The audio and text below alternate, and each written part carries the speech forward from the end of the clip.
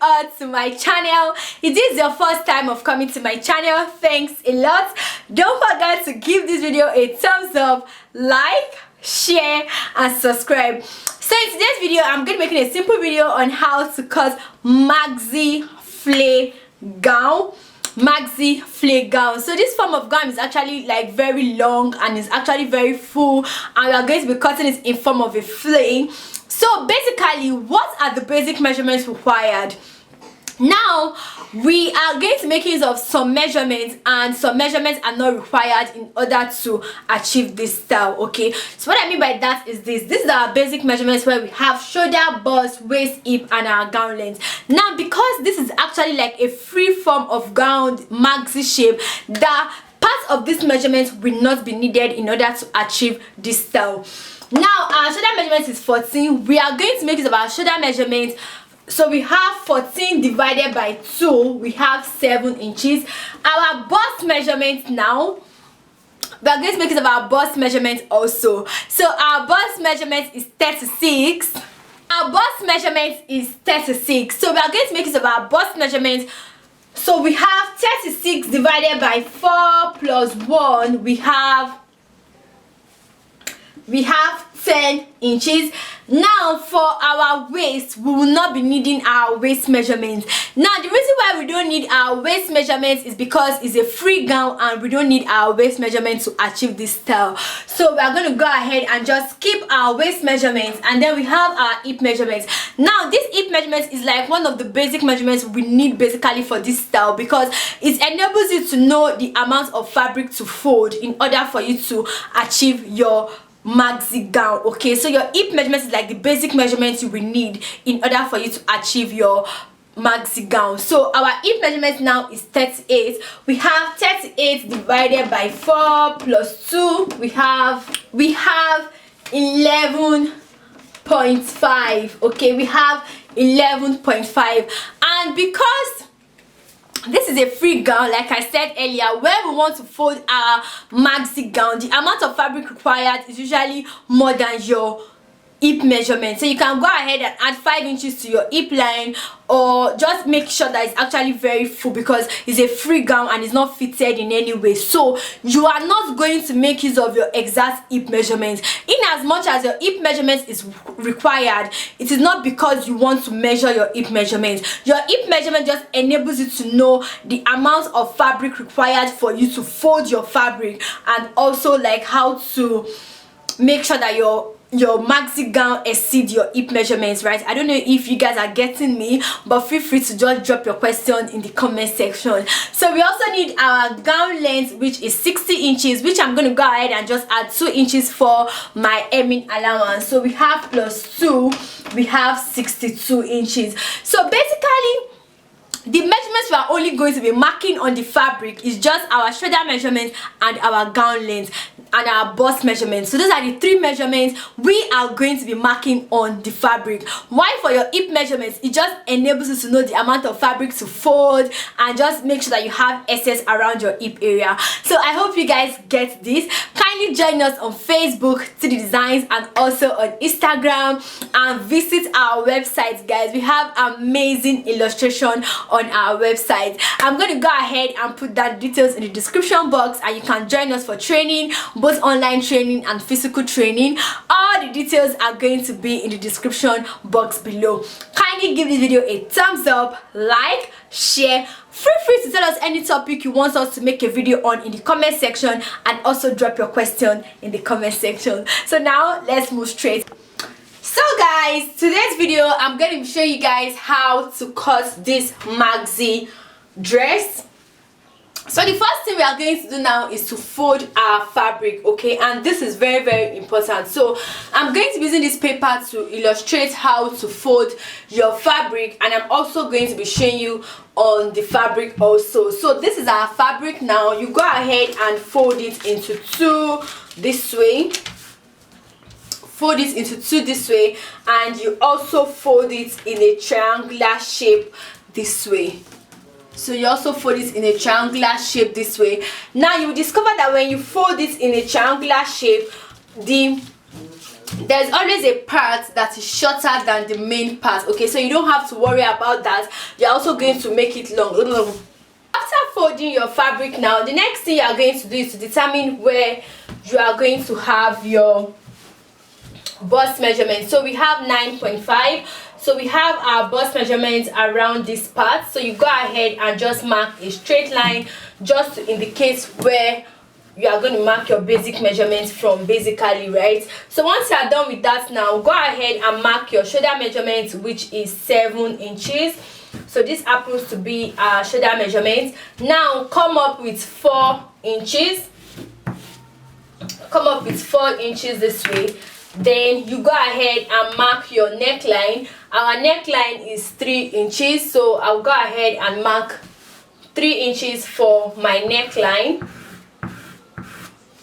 So I'll go ahead and connect this together. Now at this point, determine the kind of neckline you want. So you can make use of a round neckline. So this is what we are going to have for that upper part. Now, because we are making use of African prints, and basically our African prints doesn't get up to our gown length, especially if you are dealing with long gown.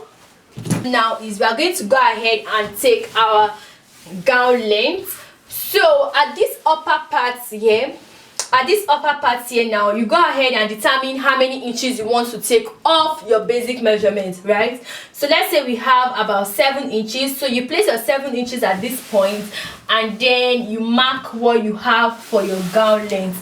So my gown length is 63 inches. So I'll go ahead and mark my gown measurement. So my gown length now is 63 inches. So I'll go ahead and mark that.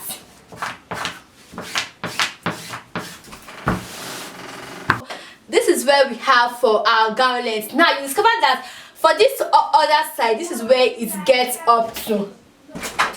So discover that for this other side, this is where it gets up to, and this is where we have our gown length, right? So just go ahead and mark your gown length.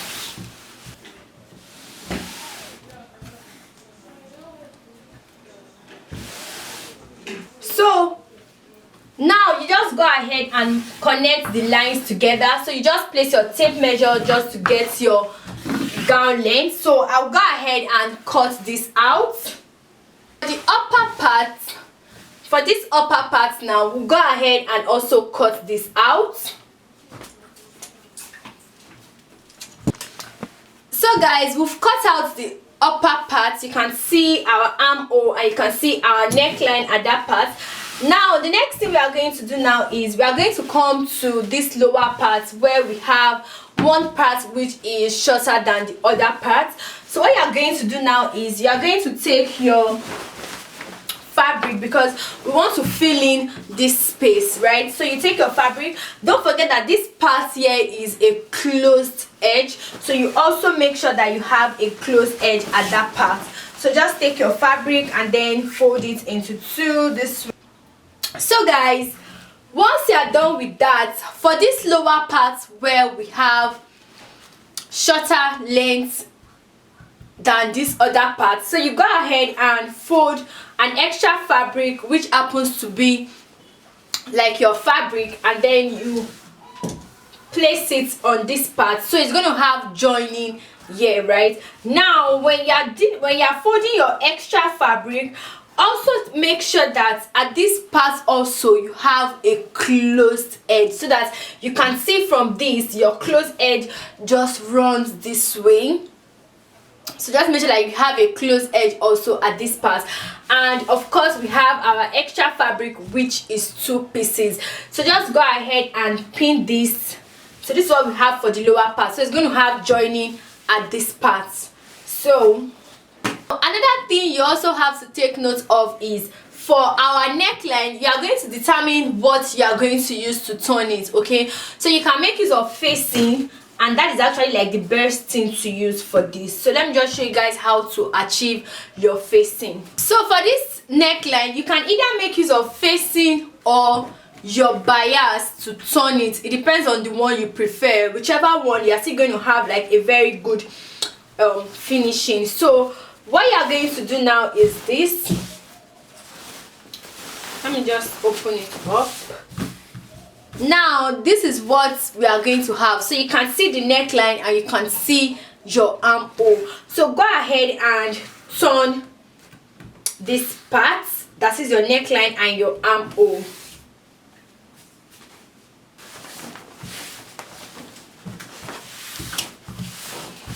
Now for the facing, I'm also going to fold it in a triangular shape. Now the reason why I'm folding it in a triangular shape is because our neckline was gotten in a triangular shape, so that it's going to be very easy for us to cut out our facing. Okay, so just go ahead and place it this way. And of course the facing we want to cut out, we're also going to cut out together with our armhole, so that we can just aim our armhole also with the facing. Okay, so this is what we have. So now just go ahead and chalk out where you have your neckline and your armhole. You can see this is what we have. Now you just determine how many inches you want for your facing. Determine how many inches you want for your facing. So I'll just make use of 4 inches this way.